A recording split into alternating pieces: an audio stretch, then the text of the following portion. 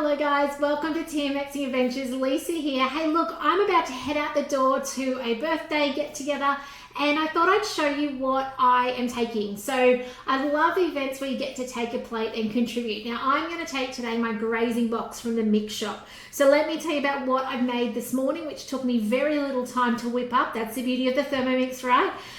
Let me tell you what I've got to put in my grazing box. And while you're watching on, remember to engage in some way. So Facebook knows you like this. Remember as well to check out my website over there because you'll find there's actually a grazing box series I did over there. So check that out. And what was I going to say otherwise? Oh, and put in the comments as well what your favorite thing to take if you've got to take a plate or bring some nibblies to somebody's house. Let me know. I'd love to know.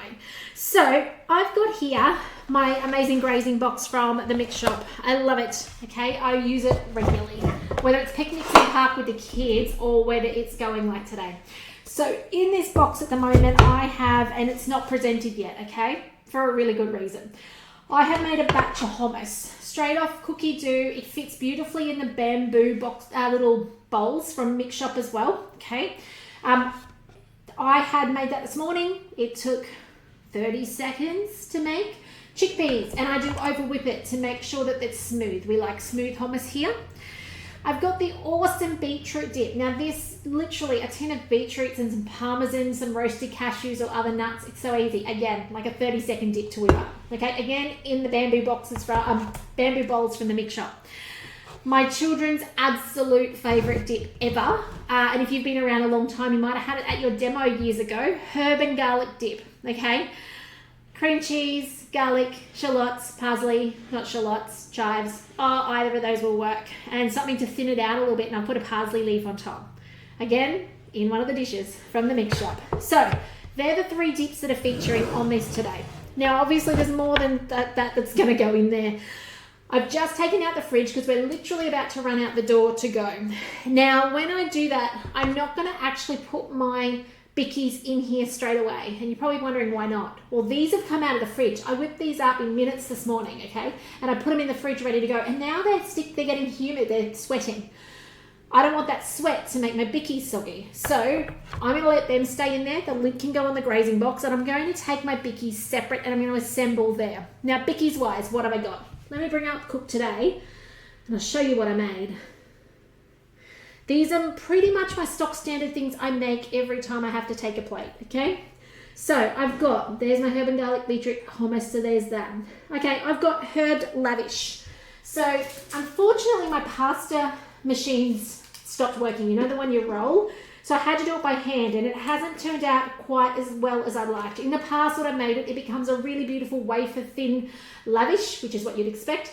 Couldn't get it thin today. They're a little bit disappointing, but they taste good still. They're just not what they're supposed to be, okay? So herb lavish, you do need a pasta machine to roll it out to get it wafer thin so it does the gorgeous curl. We tried, it just kept getting stuck. Okay, my favorite here, my kids' favorite is the twice baked fruit toast. Amazing, okay? If you buy those little fruit toasts from the supermarket, let's see if I can show you now. Mine are a little tanned. I got a bit impatient. You guys know that that's my worst habit is I like to cook things fast because I don't like to spend time down doing it. So I turn the heat up. They're twice cooked because you actually make it in a loaf tin and then you put it in, you cook it and you put it in the freezer. Then you slice it thin, like 2 mil thick, which is why then it cooks supposedly so quickly the next session. Okay, so once you've sliced it, they go out on a tray, they cook for 10 minutes, you flip them another 10 minutes. My oven is not plan friendly at the moment. It did not want to do this. It's actually the third time today I've had trouble with my oven. So I hooked up the temperature and I don't do that because you turn them too much. They'll still taste amazing. I'm not too worried, but they're going in there later on in a nice slider cross. Then I've got the garlic and thyme crackers.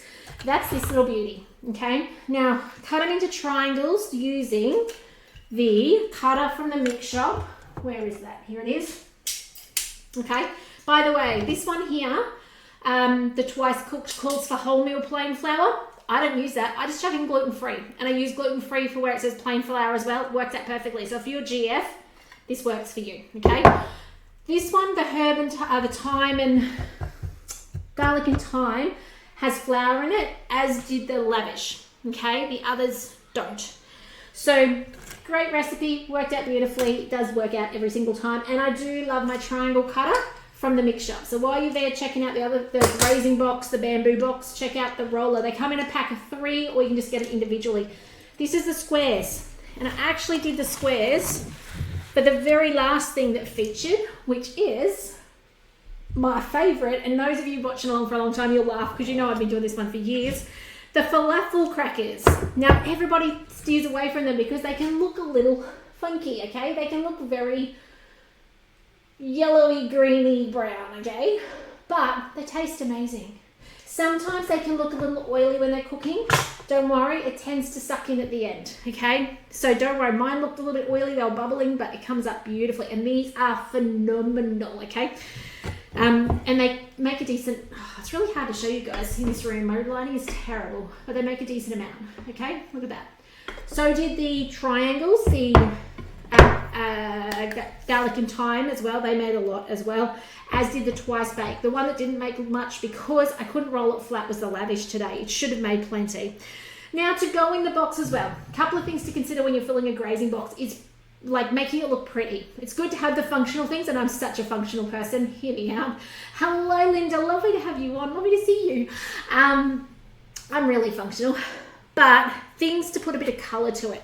So when I get there, and actually I'll probably put these in now and they can just travel in there. Carrot sticks, okay? Healthy element to it. Oh, by the way, I'd probably also put in there like a round of cheese, but I'm not going to the shops. I wasn't that organized. Hello, Catherine, how are you? Change your filters. If you can't, yeah, it is called twice baked fruit toast. Okay, twice baked fruit toast. It's on the US or UK though, so you might need to alter your filters. So for color, things like cucumber, carrots, capsicum, red capsicum, or green if you already got red in there. We've got some beautiful homegrown little tomatoes that'll go in there as well. Now obviously I'm not showing you how to present it right now because I need to cart it down the road in parts, otherwise those biscuits are going to sweat. Oh, well, the dips are going to sweat on the bickies, okay? Something a bit special that we've got is these beautiful flowers out the garden. Can't remember what they're called, the kids know. And they're edible. They actually suck on the little ends of them. So I'm just going to use them for presentation to make it look a little pretty. My children will probably go and find them and suck on the ends, no doubt. Most people probably won't eat them. Okay. But a little bit of rosemary in your box or a little bit of thyme just makes the presentation really nice as well. So, grazing boxes. What do you put in yours? All right, let me know. I'd love to know what goes into your grazing box when you've got to take a plate somewhere. Do share this video with friends and family who like to entertain, okay? We do still have the black. If you are watching live today or in the coming days, Australia still has limited edition blacks available. Let me know if I can help you get one on the bench. They're coming with a glide board and a mix shop voucher, which is super handy. You can get yourself a second bowl set or something like that with it. It's $140 you get to spend. And I'd be honoured to help you. If you're in Australia, I'd love to help you get a Thermomix and more importantly, get the most out of it. But otherwise, thanks for joining me today. Head to my website, subscribe over there so that you can get kept up to date. If you can't find the grazing platter, I'll put a little reminder in the newsletter coming out next week. So do subscribe and then you'll have the little link there that will take you to that. I do have an Easter grazing box.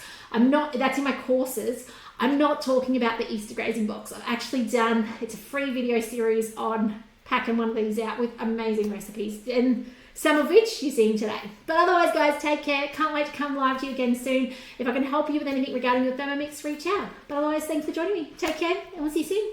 Bye for now.